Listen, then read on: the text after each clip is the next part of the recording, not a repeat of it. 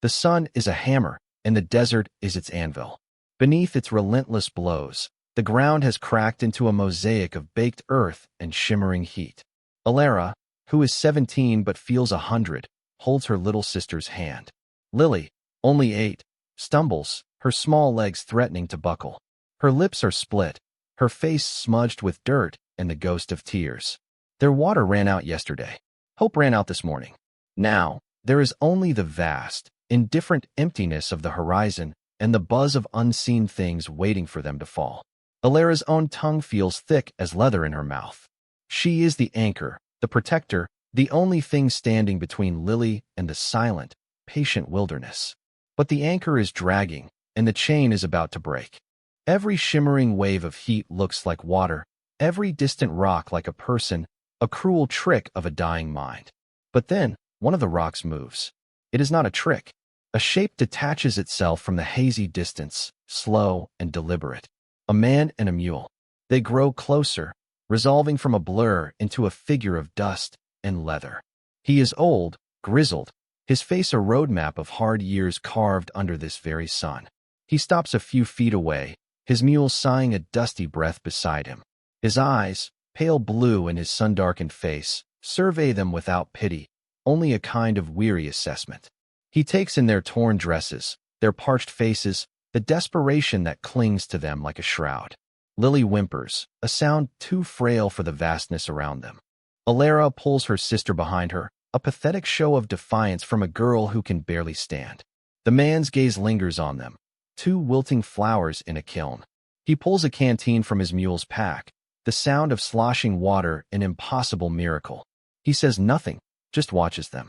Finally, his voice comes, rough and dry as the ground beneath their feet. Well now, he grumbles, more to the sky than to them. What have we here? That was a close call. Before we see how our heroines navigate this, tell us in the comments. What's the toughest situation you've ever had to survive? And if you admire pure grit, hit that like button and subscribe. The man is a specter of the desert, a creature born of grit and solitude. He looks as though the sun and wind had conspired to carve a human form from a block of sandstone and old leather. He seems to be considering them the way he might consider a peculiar rock formation or a promising vein of quartz, with a detached, professional curiosity. He sees 2 girls, one little more than a child, the other clinging to the last vestiges of it, both on the verge of being swallowed by the unforgiving land he called home. They are orphans. He doesn't need to ask to know it. No one with family, with any sense at all, would be out here like this. They are flotsam, cast off from a wreck he could not see but could easily imagine. A broken wagon wheel, a hastily dug grave, the lingering shadow of fever. The story was as old as the trails themselves. His life was a quiet, deliberate thing, a series of predictable motions. Rise with the sun, check his traps, pan the creek, eat his beans, sleep under the stars. It was a life scrubbed clean of complication, of attachment, of the kind of gut-wrenching pain that had driven him into this wilderness nearly 20 years ago. These girls were a complication of the highest order. He could turn around, leave them.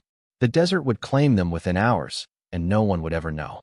It would be the sensible thing to do, the self-preserving thing. His heart, a dusty and unused muscle, gave a painful throb.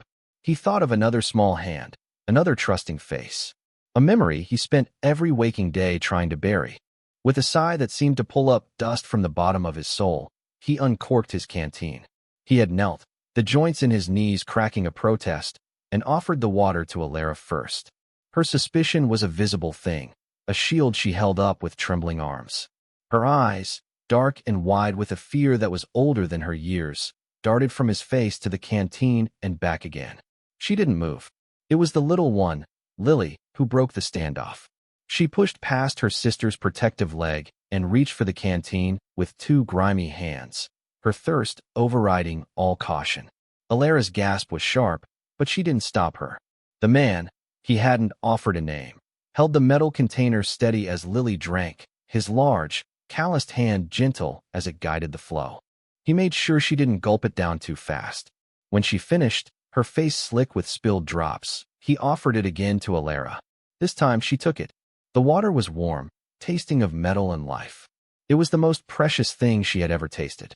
It sluiced the dust from her throat and seemed to seep directly into her exhausted spirit.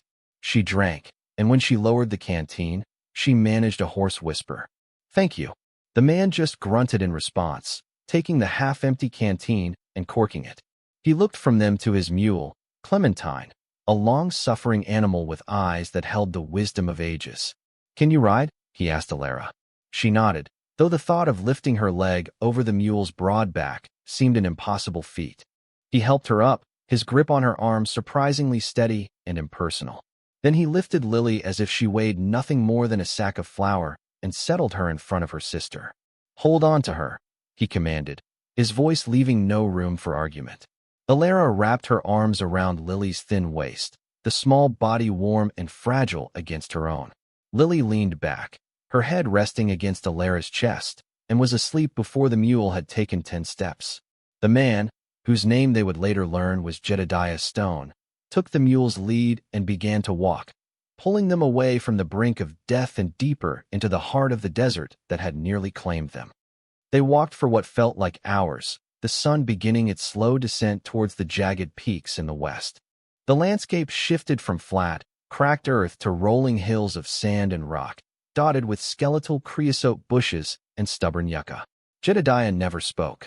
He just walked, his stride even and tireless, his gaze fixed on some invisible point ahead. Alara watched the back of his dusty hat, her mind a whirlwind of fear and fragile relief. Who was this man? A prospector? A hermit? A bandit? He had saved them, given them his water, but that didn't mean he was safe. Her father had warned her about the men who lived in the wilderness, men who had shed the laws of society like a snake sheds its skin. She held Lily tighter, her body a tense line of vigilance. Yet, there was something in his manner that didn't speak of malice. It was a profound weariness, a deep-seated solitude that seemed to radiate from him like the heat from the rocks. He didn't look at them, didn't try to engage them. He was simply performing a task, a grim duty he had stumbled upon.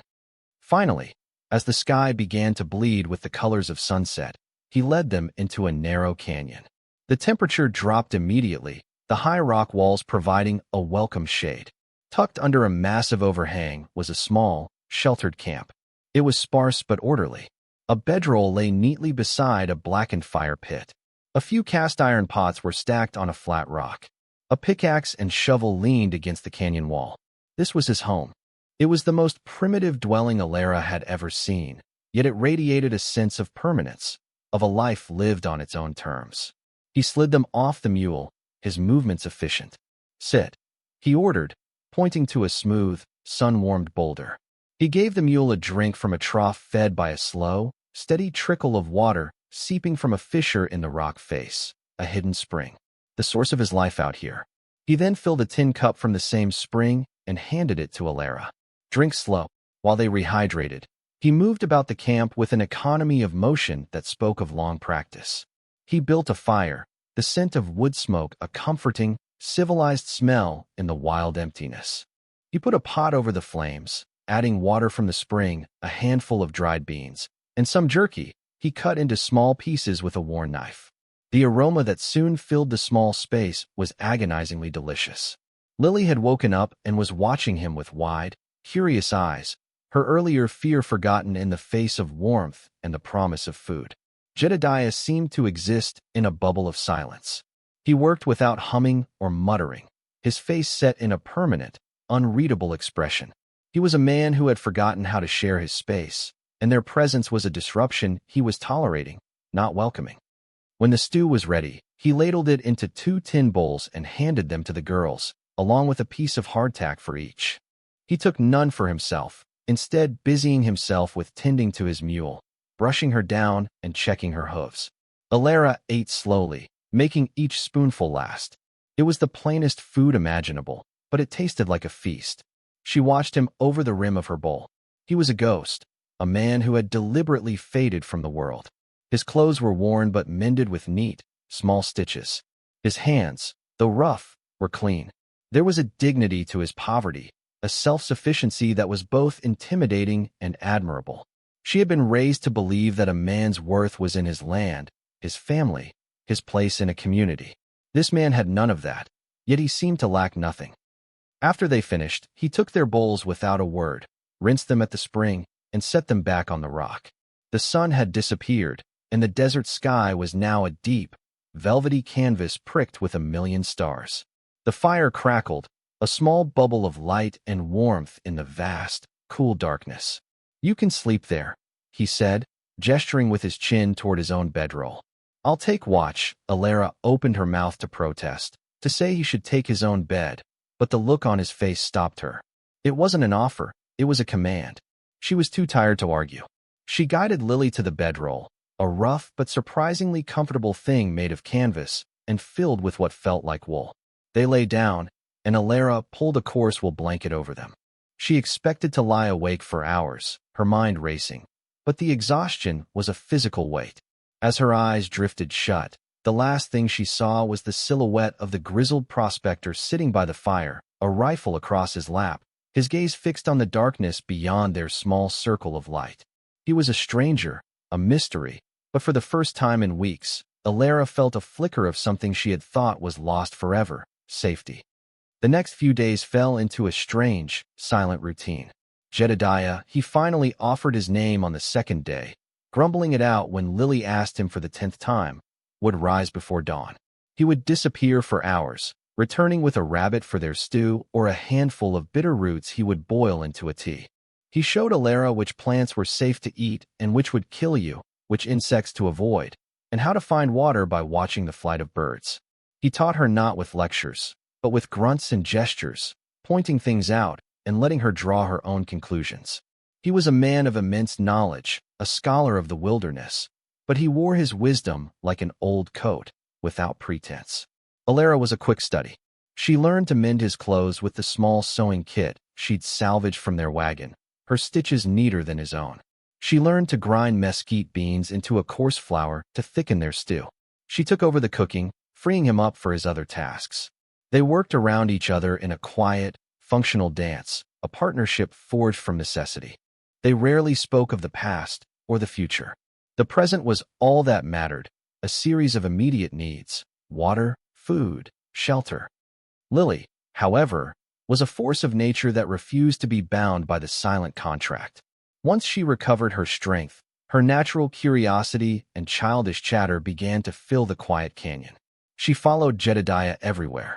"Why is the sky blue, Jedediah? Do snakes have families? Can Clementine talk?" He would mostly ignore her, his face a stony mask, but occasionally he would answer with a short, clipped sentence. "Sky's blue 'cause of the light. Snakes got no time for families. Mule's smart enough to keep her mouth shut." Yet, Alara noticed small things. He started leaving a piece of honeycomb on a rock for Lily to find after his morning excursions. He carved her a tiny, intricate bird from a piece of cottonwood bark with his knife, leaving it by the bedroll for her to discover. He never acknowledged these gifts, but they were a language of their own, a quiet admission of her presence. One afternoon, while Jedediah was away, Alara was tidying his few possessions, trying to bring a sense of order to their makeshift home.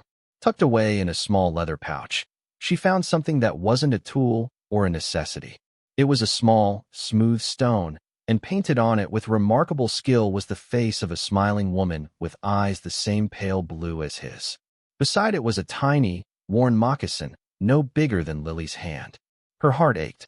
This silent, gruff man had a past filled with a love and a loss so profound it had driven him to the edge of the world. She understood his silence now. It wasn't born of unkindness, but of a pain he had chosen to carry alone. She carefully placed the items back in the pouch, a silent witness to his secret grief. When he returned that evening, she looked at him differently, not as a savior or a potential threat, but as a man, as wounded and as human as she was. The fragile piece of their existence was shattered a week later. A man appeared at the mouth of the canyon, leading a scrawny horse. He was the opposite of Jedediah in every way.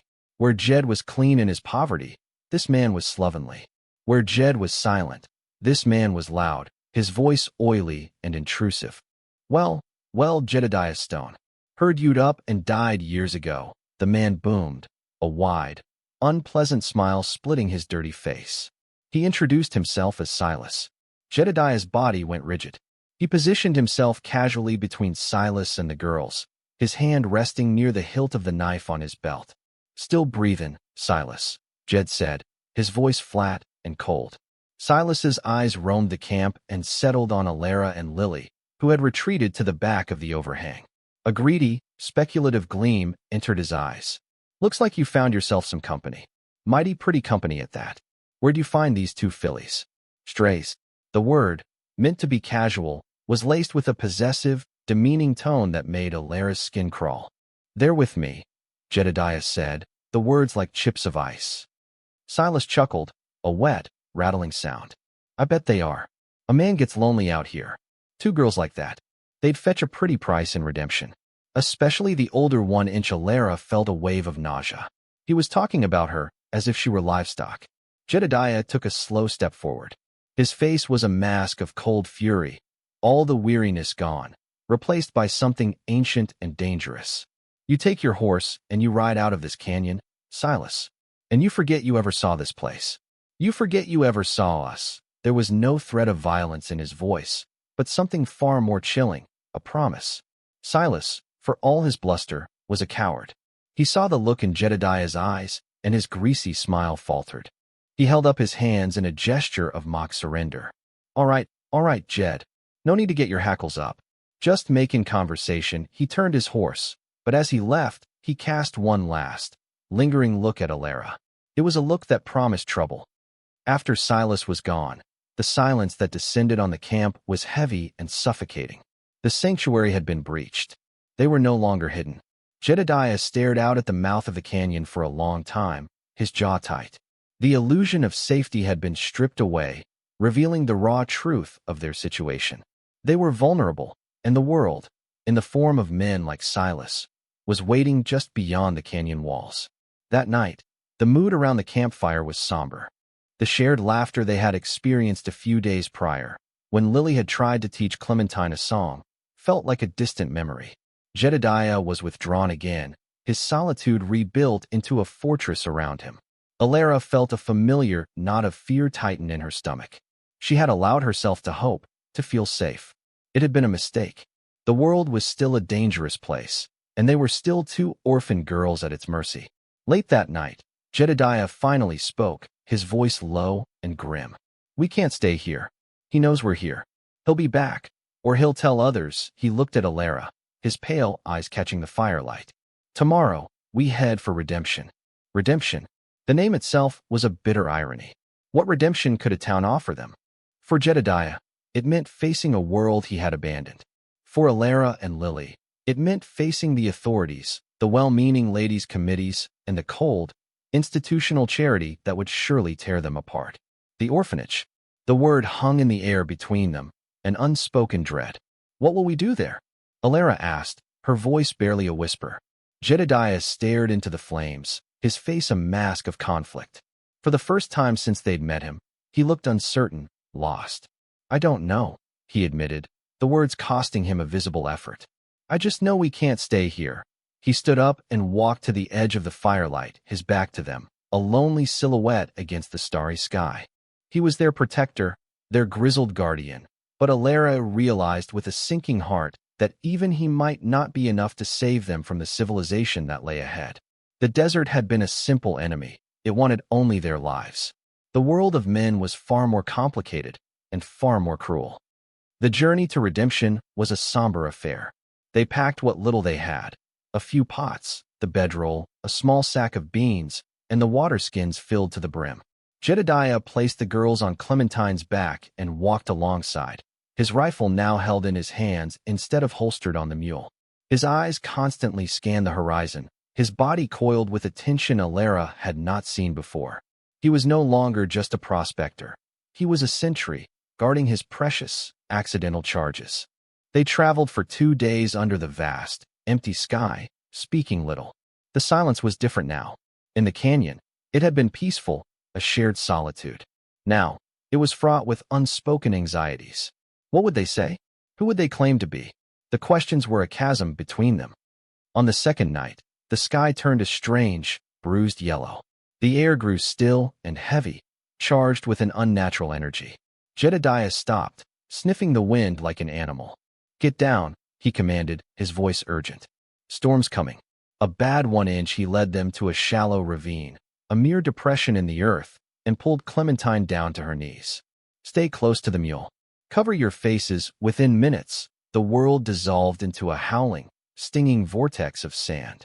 The wind shrieked, a physical force that threatened to tear them from their meager shelter. Sand blasted against them, finding its way into their eyes, their mouths, their clothes. It was like being buried alive in a shrieking, suffocating wave.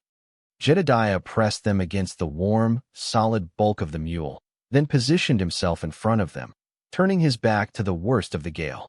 He pulled his hat down low and wrapped a kerchief over his face, but his broad back took the brunt of the storm's fury, shielding them. Alara huddled over Lily, trying to protect her smaller frame, her own face buried in the coarse fur of Clementine's neck. The noise was terrifying, a primal roar that seemed to come from the very throat of the world. Lily began to cry, her sobs lost in the cacophony. Trapped in that maelstrom, with the world reduced to a roaring darkness and the sting of sand, the barriers between them crumbled. Fear was a great equalizer. "Is it going to eat us?" Lily wailed, her voice a thin thread of terror. Jedediah, who had been a silent wall of resistance, shifted. He reached back, his large, rough hand finding Lily's head and stroking her hair. "No, little one," he shouted over the wind, his voice strained but steady. "It's just the world making a big noise. It'll get tired soon." The storm raged for what felt like an eternity. Huddled together in the dark, their individual identities seemed to melt away. They were no longer a prospector and 2 orphans. They were just 3 souls clinging to each other against a hostile world. In a moment of calm, as the wind momentarily died down, Lily's small voice piped up again, full of a child's simple, profound logic. "Were you ever scared, Jedediah, when you were little?" Alara expected him to grunt or ignore her. Instead, after a long pause, he spoke, his voice softer than she had ever heard it, raw with memory. "Once," he said, his voice raspy against the wind, "when the cholera came through our town. Took my family, my wife, Sarah, and my little girl, Rose. She was younger than you." He said the names as if they were fragile things he had kept locked away for years, finally letting them out into the howling wind. The confession, torn from him by the storm and a child's question, hung in the small space between them, more intimate than any touch. He had a Sarah. He had a Rose. The woman on the painted stone and the owner of the tiny moccasin had names. They were real.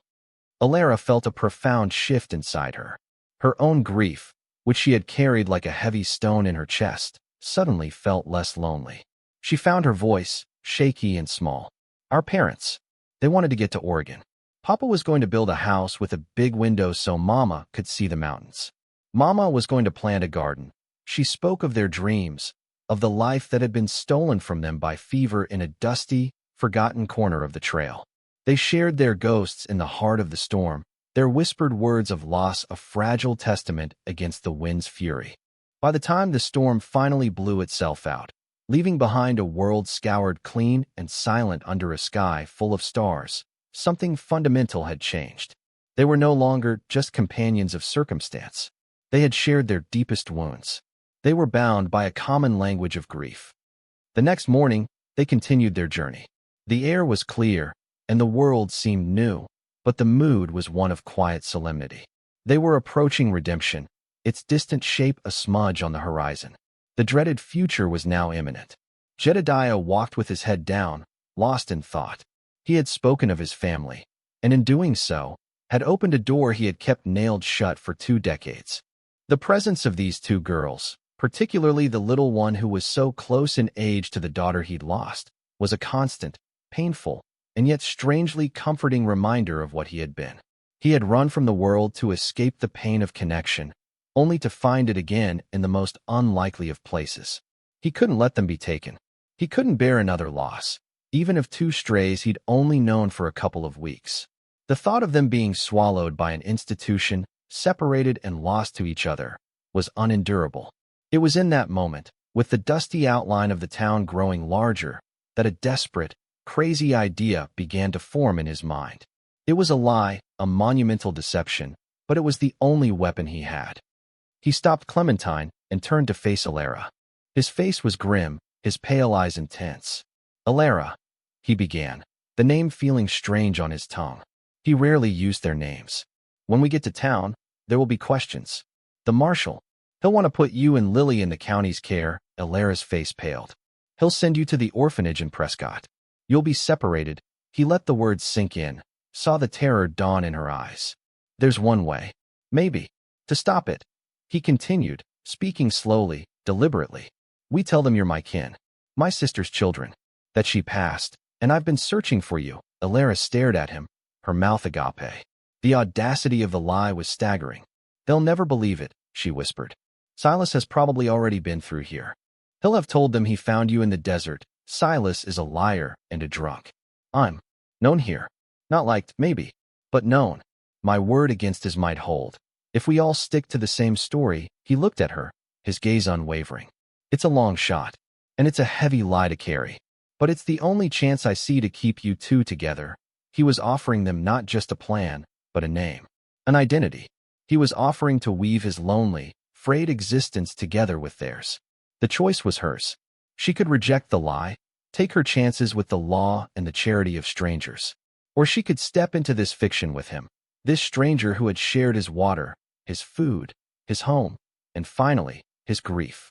She looked at Lily, who was tracing patterns in the dust on Clementine's back, blissfully unaware of the monumental decision being discussed above her head. She thought of the cold, sterile walls of an orphanage, of Lily crying for her in a different dormitory, a different town. Then she looked at the grizzled man before her, at the quiet strength in his face, the fierce protection in his eyes. He wasn't just offering a lie. He was offering them a family, however fabricated. What was your sister's name? Alara asked, her voice clear and steady. Jedediah blinked, caught off guard. He hadn't had a sister. Martha, he supplied, the first name that came to mind. Martha, Alara repeated, committing it to memory. She made the best apple pie in the county. And she gave you that carved bird, didn't she? For your birthday, years ago. She was adding details, weaving the tapestry of their lie with threads of truth she had gleaned from him. A small, sad smile touched Jedediah's lips. Yeah, he said, his voice thick. She did. He looked at her, a new respect dawning in his eyes. She was not just a girl to be protected. She was a fighter, a survivor, and now, his co-conspirator. Together, they turned and faced the town of Redemption. The main street of Redemption was a wide, dusty thoroughfare flanked by false-fronted buildings that looked tired under the afternoon sun.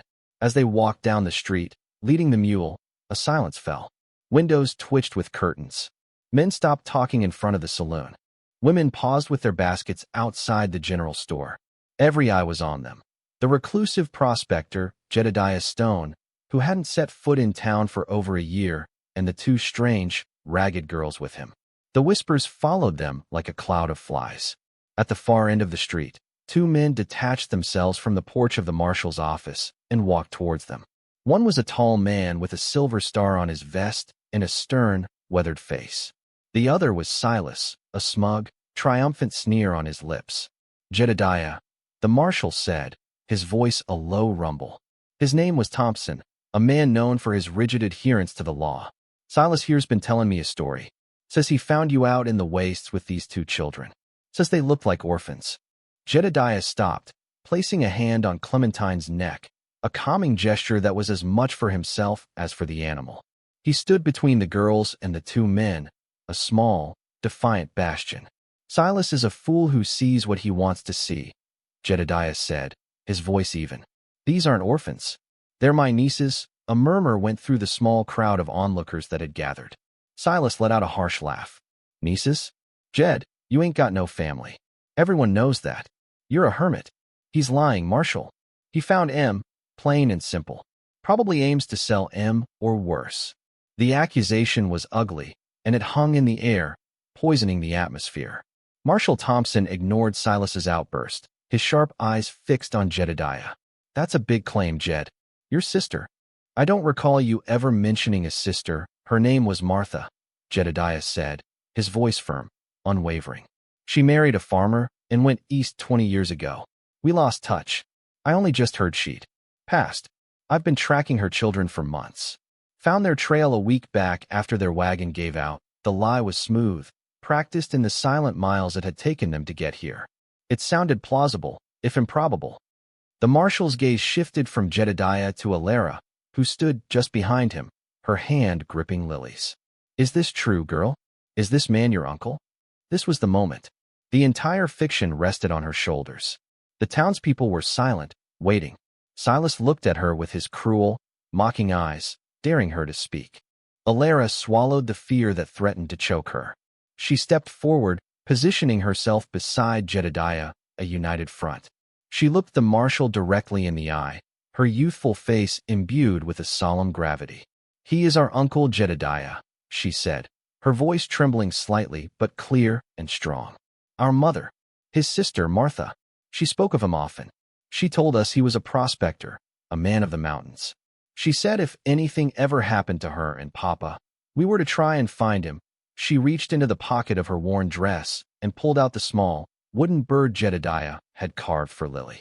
She held it up. Mama gave this to me.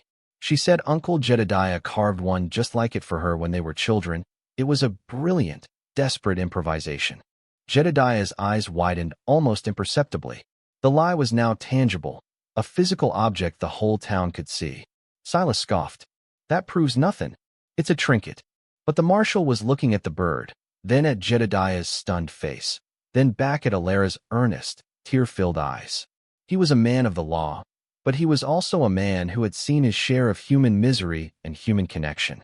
He saw something in the way the old prospector stood beside the girl, in the way she echoed his defiance. Just then, Lily, who had been hiding behind Alara, seemed to sense that the tide was turning. Overwhelmed by the tension and the crowd of staring faces, she did what any frightened 8-year-old would do. She ran forward and wrapped her arms around Jedediah's leg, burying her face in his dusty trousers. Don't let him take us, Uncle Jed, she cried, her voice muffled but audible to everyone. I want to stay with you. That single, spontaneous act did what no amount of clever lying could have. It was a pure, unscripted display of affection and trust. The sight of the grizzled, solitary prospector standing frozen with a small child clinging to his leg was a powerful image. He slowly, almost awkwardly, reached down and placed a hand on Lily's head, his fingers sinking into her messy hair. The gesture was protective, paternal. It looked real. The marshal watched the scene for a long moment, his stern expression softening almost imperceptibly at the edges. He had seen enough. He turned his cold gaze on Silas. Silas, you've been drinking again. Go on home before I decide to lock you up for public nuisance, Silas sputtered, his face turning red with fury. But Marshal, it's a lie. I said, go home, Thompson repeated, his voice dropping to a dangerous level. Silas, defeated, threw one last hateful glare at Jedediah and the girls before turning and stomping back toward the saloon. The marshal turned back to Jedediah. The crowd began to disperse, their moment of drama over. All right, Jed, Thompson said, his tone all business again. They're your kin, you're responsible for them. You find a proper place for them to live, you see they're fed and cared for. You understand. I understand, Jedediah said, his voice hoarse with relief. Good. The marshal gave a curt nod, adjusted his gun belt, and walked back to his office. It was over. The lie had held. They stood there for a moment in the middle of the street, the three of them, a strange and ragged tableau. Jedediah looked down at Lily, who was still clinging to his leg, and then at Alara, whose face was pale but resolute. They had faced the town's judgment, and through a combination of grit, invention, and a child's pure heart, they had won. In the eyes of the law, in the eyes of the world of redemption, they were no longer a prospector and two orphans. They were a family. A profound silence settled over the three of them as they stood in the dusty street. The performance was over, the audience dispersed, but the reality of their new roles was just beginning. Jedediah gently detached Lily from his leg. Come on, he said, his voice still rough, but carrying a new note of quiet purpose. He led Clementine not towards the edge of town and the wilderness beyond, but towards the general store. The storekeeper, a portly man named Henderson who had watched the entire confrontation from his doorway, now regarded them with a newfound, if grudging, respect. Jedediah, he said, nodding. Been a while, Henderson, Jed replied. Inside the store, the air was thick with the smells of coffee beans, leather, and dried apples. For the girls, who had lived on beans and jerky for weeks, it was paradise. Jedediah reached into his pocket and pulled out a small, heavy leather pouch. He untied the drawstring and poured a small pile of gold dust onto the counter. It was the result of months, perhaps years, of solitary, back-breaking labor. It was his security, his stake against the world. Henderson's eyebrows rose. It was more than Jedediah had ever spent in one go. Jedediah didn't buy picks or blasting powder or a new pan. He pointed a calloused finger at a pair of sturdy-looking boots. Shoes, he said, looking at Alara. For both of them, he then pointed to bolts of simple calico cloth, to needles and thread, to a brush and a comb. He bought flour, sugar, salt, a slab of bacon, and a sack of potatoes. It was a domestic shopping list, a list for a man building a home, not a prospector outfitting an expedition. As Alara helped Lily try on the new boots, a woman who had been lingering by the dry goods approached them. It was the baker's wife, a woman known for her sharp tongue and suspicious nature. She had been one of the most avid watchers on the street. She looked at the girls, her expression unreadable. Then, she held out a small, paper-wrapped package. For the little one, she said, her voice softer than Alara would have imagined. A sweet roll. For the journey, Alara took it, stunned. Thank you, ma'am. The woman just nodded and walked away.